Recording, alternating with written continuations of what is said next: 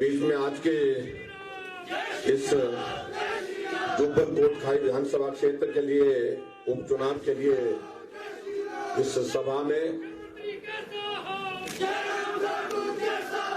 Bharatiya Janata party के हमारे सम्मानीय अध्यक्ष एवं सांसद आदरणीय श्री सुरेश कश्यप जी, हमारे इस चुनाव के प्रभारी सुरेश भारद्वाज जी, हमारे इस चुनाव के लिए सहयोग देने के लिए यहाँ पर माननीय मंत्री श्री सुखराम चौधरी जी, हमारे पार्टी के विधायक बलबीर वर्मा जी, रीना जी और भारतीय जनता पार्टी की इस जुब्बल कोटखाई के लिए प्रदेश केंद्रीय नेतृत्व द्वारा घोषित प्रत्याशी के रूप में नीलम सराग जी जो यहाँ हमारे साथ में खड़ी हैं, हमारे बीच में यहाँ पर रश्मिधर सूद जी, रूपा जी, शशि बाला जी, सत्य कौंडल जी, कुसुम संद्रेश जी, प्रज्वल जी, अजय श्याम जी और सबके नाम मुझे संभव नहीं लगे हैं, मैं क्षमा चाहूंगा सबसे। और आज हमारी पार्टी में जो जुड़े हैं भाई भागचंद जी और उपस्थित सभी भाइयों बहनों और पत्रकार मित्रों, बहुत बातें यहाँ हो गई। ये जुब्बल कोटखाई ऐसा एक विधानसभा क्षेत्र रहा है जहां से मुख्यमंत्री भी रहे हैं, जिसका जिक्र मुझसे पहले आदरणीय सुरेश भारद्वाज जी ने किया। और जुब्बल कोटखाई में जो मुख्यमंत्री अपने विधानसभा क्षेत्र में नहीं कर पाए, और मैं तो यहां तक कहूंगा कि जिस विधानसभा क्षेत्र का मैं विधायक हूं, मैं भी अपने विधानसभा क्षेत्र में वो नहीं कर पाया मैं जो जुब्बल कोटखाई में किया है।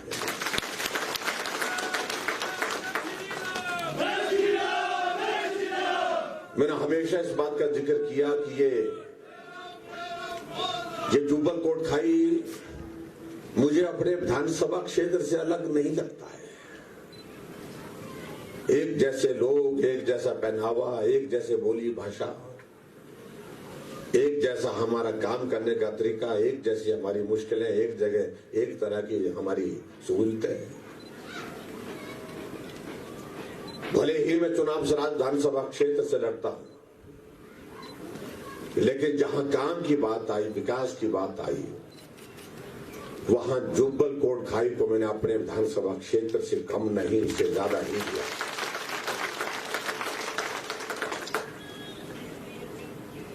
आज भारतीय जनता पार्टी के शीर्ष नेतृत्व ने तय किया, जब ये सीट खाली होगी, आदरणीय नरेंद्र पाठक जी जिनके लिए हमारी भी संवेदना है, पार्टी के बहुत वरिष्ठ नेता थे और जुब्बल कोटखाई के लिए हमेशा संघर्षरत रहते थे, बागबानों की समस्याओं का भी जिक्र करते रहते थे। क्योंकि मैं अपने आप भी स्वयं भी उस पृष्ठभूमि से हूं, किसान परिवार से हूं, और ऐसी सूरत में जो मुझसे बन पाया इस क्षेत्र के लिए वो हमने करने की कोशिश की है। लेकिन एक बात हमको इस बात को समझना है, यहां आप देख रहे हैं मंच पर एक कतार में यहां से उस कोने तक, मुझे नहीं लगता है कि कोई भी आदमी यहां पर, कोई भी नेता यहां पर प्रथम पंक्ति में बैठा है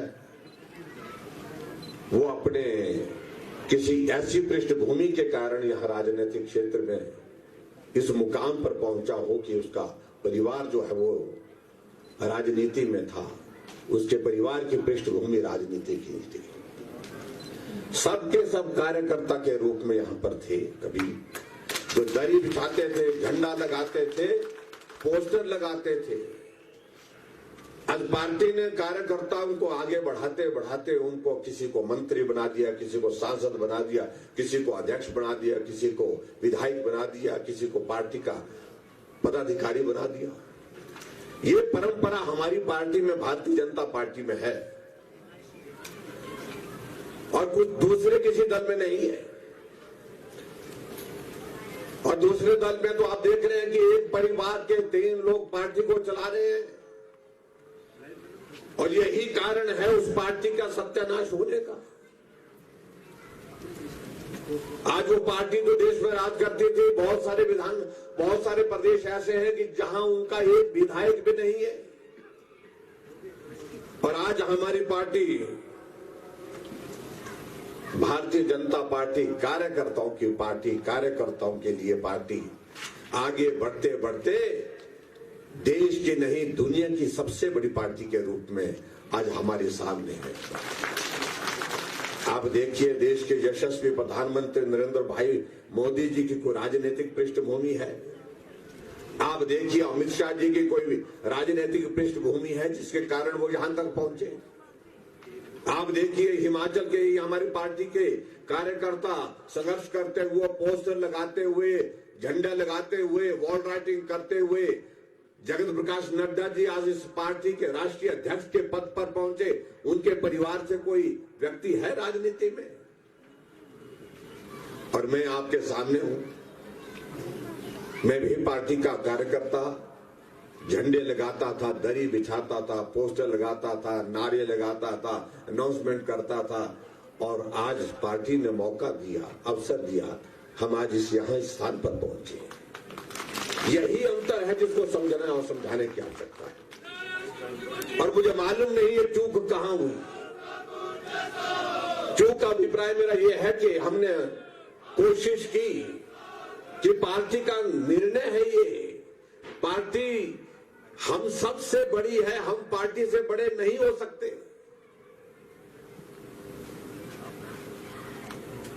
इसे इस निर्णय को स्वीकार करना चाहिए। और मुझे सचमुच में मुझे भरोसा था, विश्वास था कि पार्टी के उस निर्णय का सम्मान होगा जो हमारे शीर्ष नेतृत्व ने लिया है। उसका सम्मान नहीं हुआ, मैं व्यक्तिगत रूप से आहत हूं। और मैं महसूस करता हूं ये क्षति, ये बहुत बड़ी क्षति जो है उन्होंने अपने लिए भी, अपने परिवार के लिए, क्योंकि नरेंद्र बरागटा जब तक जीवित रहे भारतीय जनता पार्टी का झंडा उठा करके ही काम करते हैं। शायद उनकी भावनाएं भी आहत होंगी अगर कहीं होंगे।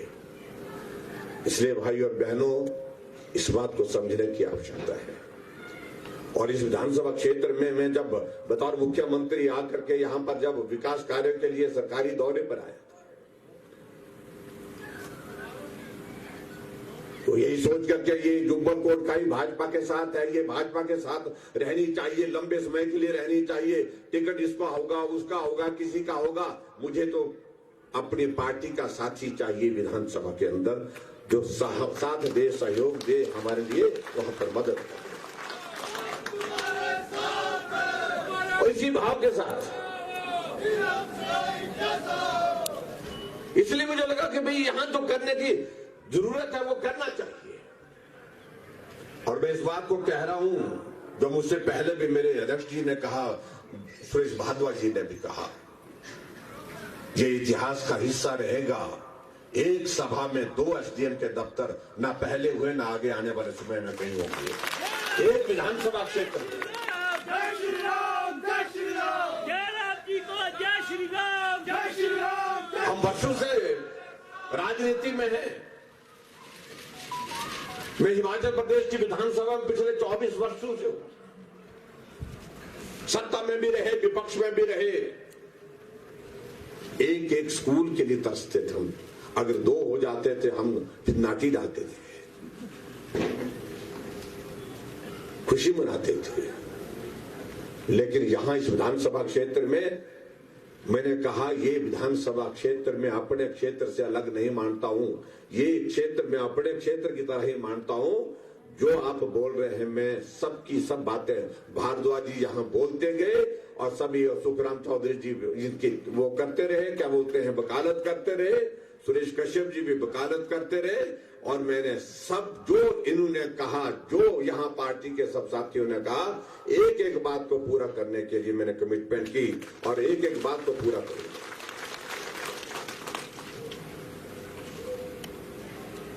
और हिमाचल के इतिहास में मुझे लगता है शायद ये पहली बार हो रहा है जहां एक लोकसभा का चुनाव हो रहा है, 3 विधानसभा के उपचुनाव हो रहे हैं, 20 विधानसभा क्षेत्र चुनाव के दौर में से गुजर रहे हैं। और आज मैं फतेहपुर से आ रहा हूं। वहां पर भी परिवार की वहां उस पार्टी में परंपरा है,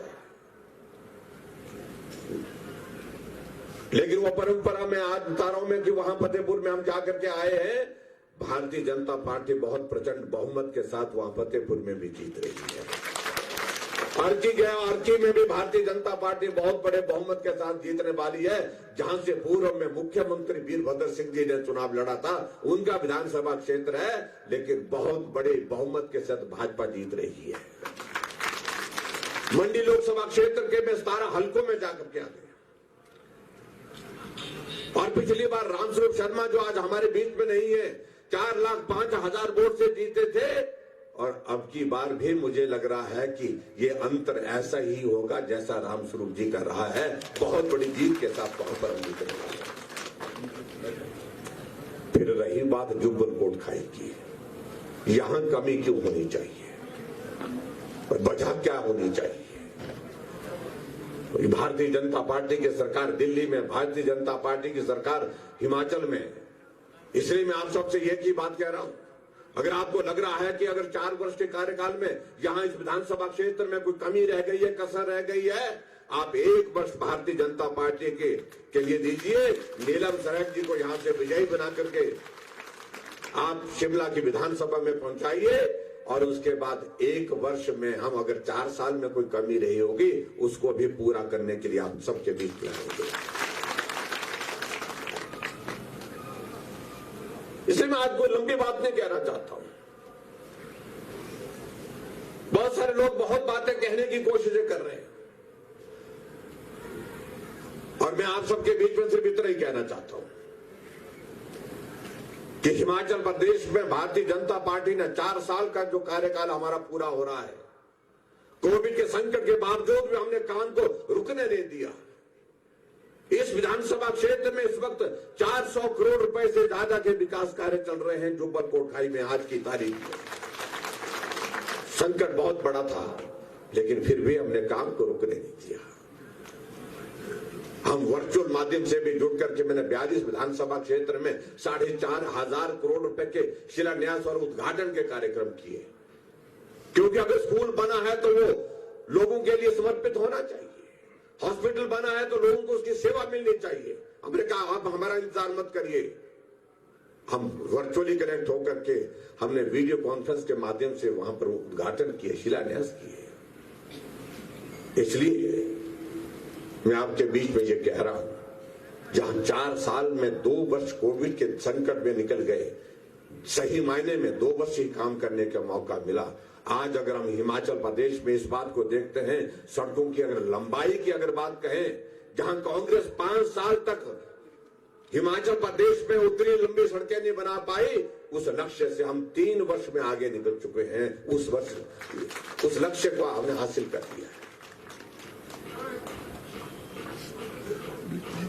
इसलिए भावनाओं में न जाकर के जो हकीकत है उसको समझने की कोशिश करनी चाहिए। और मेरा आप सबसे इतना निवेदन है, ये जुब्बल कोटखाई भाजपा की थी, भाजपा की ही रहनी चाहिए।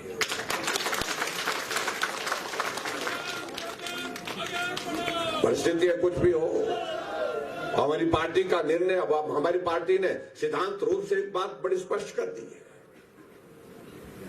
ये निर्णय कोई एक विधानसभा क्षेत्र के लिए नहीं है, ये निर्णय पूरे देश के लिए है। और ये शुरुआत की है यहां से, जहां उपचुनाव लगभग 30 उपचुनाव हो रहे हैं, अधिकांश परिवारों से पार्टी के परिवार के लोग टिकट मांग रहे थे। पार्टी ने कहा कि यहां से शुरुआत करनी चाहिए। शुरुआत करने का अभिप्राय यह है, उन्होंने कहा कि परिवार के लोगों को टिकट नहीं देना चाहिए। निर्णय हुआ और उस निर्णय के मुताबिक आज नीलम जी हमारी पार्टी की प्रत्याशी घोषित हुई है, और हम इनके पक्ष में यहां पर वोट मांगने के लिए, सहयोग मांगने के लिए। और इसलिए मेरा आप सबके बीच में इतना ही कहना है कि वक्त बहुत कम है, और मैं आज इस मंच से जुब्बल कोटखाई की जनता से भी निवेदन करना चाहूंगा, मैंने इस विधानसभा क्षेत्र के लिए कोई कमी नहीं छोड़ी है, और मुझे पूरा भरोसा है वो भी भारतीय जनता पार्टी के प्रत्याशी नीलम सरेख के लिए सहयोग देने में भी कोई कमी नहीं छोड़ेगी। आप सब मैं समझ सकता हूं कि कुछ ऐसे हालात, ऐसी परिस्थितियां पैदा करने की कोशिश कर रहे होंगे, लेकिन उसके बावजूद जब ये सामने दिख रहा है, दीवार पर लिखा हुआ है सरकार भाजपा की दिल्ली में नरेंद्र भाई मोदी जी के नेतृत्व में, और हमारी भारतीय जनता पार्टी के हिमाचल प्रदेश से जुड़े हुए कार्यकर्ता जो राष्ट्रीय अध्यक्ष है, पार्टी का टिकट का निर्णय करने में उनकी महत्वपूर्ण भूमिका, अमित शाह जी, सब लोगों ने जब चर्चा करने के बाद निर्णय लिया है, उस निर्णय को स्वीकार करना चाहिए था। और ये क्षति व्यक्तिगत रूप से मैं समझता हूं कि उन जिन लोगों ने इसको स्वीकार नहीं किया, अपनी भी क्षति की है, इस क्षेत्र का भी नुकसान किया है, पार्टी का भी नुकसान किया है। लेकिन मैं आज भी यही कहना चाहता हूं, मैं अपील करना चाहूंगा, निवेदन करना चाहूंगा, ये जुब्बल कोटखाई भाजपा की थी, भाजपा के साथ रहनी चाहिए। इसके लिए जो भी आपको लगता है इन दिनों में जहां जहां भी जाकर के सहयोग मांगना चाहिए, सबसे सहयोग मांगे। और मैं आप सबको इतना ही कह करके अपनी बात को पूरी करता हूं कि भारतीय जनता पार्टी की, हमारी पार्टी के प्रत्याशी नीलम सरेख जी बहन यहां पर हमारे सामने यहां पर खड़ी है। आप इनको आशीर्वाद दें, अपना सहयोग दें और भारी बहुमत से इनको जिता करके हिमाचल प्रदेश की विधानसभा के अंदर पहुंचाएं। और उसके पश्चात जो हमारे करने का होगा वो हम करेंगे, लेकिन जो आपके करने का है, जुब्बल कोटखाई के लोगों का करने का है, अब बारी पहले आपकी है। उससे पहले भी जो हमारे करने का था वो हमने कर दिया, और उसके बाद अब हम चाहते हैं कि जुब्बल कोटखाई की जनता की बारी है। आप सहयोग दें, समर्थन दें और बहन नीलम सरेख जी को भारी बहुमत के साथ हिमाचल प्रदेश की विधानसभा में पहुंचाएं। इतना ही मैं निवेदन करना चाहूंगा। बाकी सारी बातें हम बाद में करने के लिए आएंगे। समय की कमी के कारण हम बहुत विस्तार से बात अपनी आज नहीं कहेंगे, दूसरी बार आकर के आपके बीच में जरूर कहेंगे। करवा चौथ है, करवा चौथ की भी आपको बहुत शुभकामनाएं 2 दिन के बाद, और दिवाली की भी आपको बहुत सारी शुभकामनाएं। और ये दिवाली आपके परिवार के लिए खुशियां लाए, ऐसी मैं कामना करता हूं। और नीलम सरेख जी को आप विजयी बनाने के बाद फिर से यहाँ पर दिवाली का जश्न मनाएं, ऐसा मेरा आपसे पूरा भरोसा है। आप सबका बहुत बहुत धन्यवाद। नमस्कार, जय हिंद, जय हिमाचल। जय राम जी को जय श्री राम। हम माननीय मुख्यमंत्री जी का कोटखाई पधारने पर बहुत बहुत धन्यवाद करते हैं कि आप